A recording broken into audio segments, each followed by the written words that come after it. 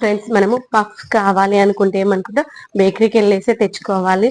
లేదు అంటే ఇంట్లో చేసుకోవాలంటే ఓవెన్ ఉండాలి. ఓవెన్ ఉంటేనే మనము పఫ్స్ ప్రిపేర్ చేసుకోగలుగుతాము అనుకుంటాం కదా.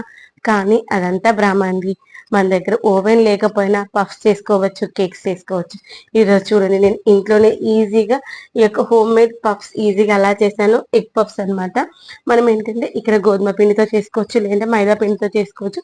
పిండిలో మంచిగా వేడి నూనె వేసేసి పిండి చపాతీ పిండిలా తయారు చేసుకొని దాన్ని ఒక అర్ధగంట సేపు నానబెట్టుకోవాలి.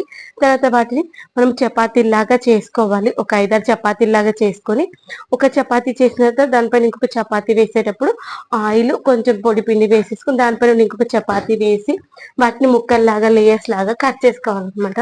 కట్ చేసి దాంట్లో మనం ఆల్రెడీ ఎగ్ పఫ్ లో ఏం చూస్తాము, ఆనియన్ ది గ్రేవీ లాంటివి చూస్తాం కదా, ఆ యొక్క ఆనియన్ ది వేసేసుకుని తర్వాత బాయిల్ ఎగ్ ని చిన్న పీస్ 2 పీస్